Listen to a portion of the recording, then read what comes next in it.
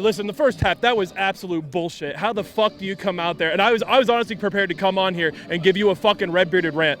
Legit, like, that shit in the first half, I was like, I spent $2,000 to come over here, and that's the fucking performance they put in? Are you kidding me?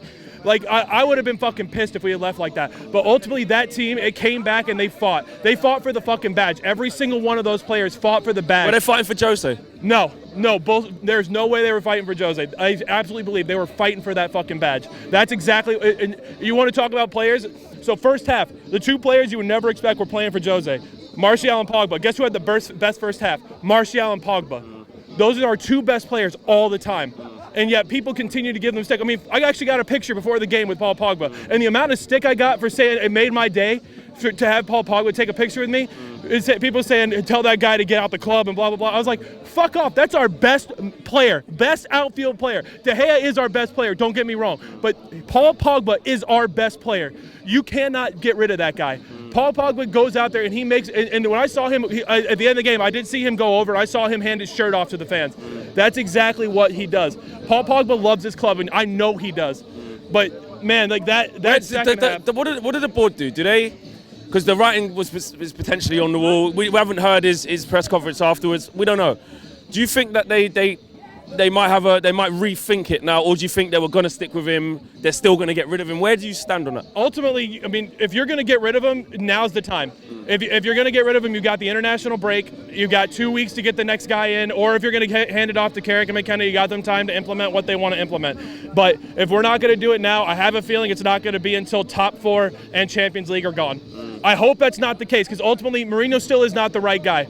I believe that 100%. Mourinho is not the right guy. And that sucks to say, because I didn't ever want to be Jose out. I never wanted to be. But he forced me to be after so many poor performances, constant poor performances. And you see players go out there, and everybody looks lost when they play offense, but like 90% of the time, until we go down. Like, you saw that in the first half. Yeah. I remember seeing Luke Shaw get the ball, looking at Martial. He's looking at Lukaku. It's like they don't know. And the guy next to me, he was questioning, the board and stuff. And I'm saying, but at the end of the day, Mourinho is working with these players, and they look like they don't know where to be as professional footballers. Everybody looks scared shitless out there. Everybody looks scared to take a shot. Everybody was just kind of like, oh, I don't know if I want to be the guy to take the first shot. But you go 2-0 down, and it reminded me a lot of that City performance. How we ultimately we threw caution in the wind. We're like, you know what, we have to go out there and we have to go play.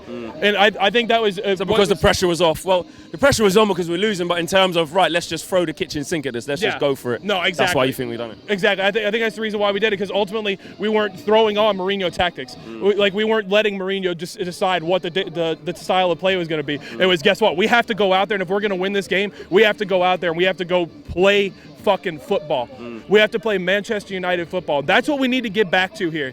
Like when I was sat there, like when I hear the stadium dead quiet at one point, other than Newcastle fans, that made me sad. Because I came here, I was ready to sing and cheer and be all up on with every single fan out there. But let me tell you what, that second half and getting to do everything here, I was up for about 40 hours total between Wednesday to Thursday, between flying here, getting into the museum, everything like that, and it renewed me. Being at the museum, it gave me that renewed spirit of guess what, we're Manchester United, we're gonna get back. I know we are. You can see that we've got the talent to be able to do it too. But I've got, this entire weekend has given me that renewed spirit of, we're Manchester United, we're going to get back. We are not going to be at this level for very much longer. I believe that 100%. I don't know who the next manager should be. I'm always going to be lost on that, because I don't know if Zidane's going to be the right guy. I don't know if Eddie Howe should be the right guy. I don't know if Pochettino should be the right guy. There's so many guys you could throw out there. But, man, that performance right there at the second half, that renewed my faith in what we can do. And honestly, my hope is that maybe Mourinho will see that and start playing that every week. Why can't we go out there and start playing that every week? Three at the back with Matic and Pogba? No, fuck that. No, fuck that. I think you mean the way that they attacked and Mata in there. It was free flowing. It was because the reason why we had to switch up that formation was because it all went to pot. You know what I mean? Yeah, exactly. We had to go. We ultimately go free flowing. We had to let everybody go at it.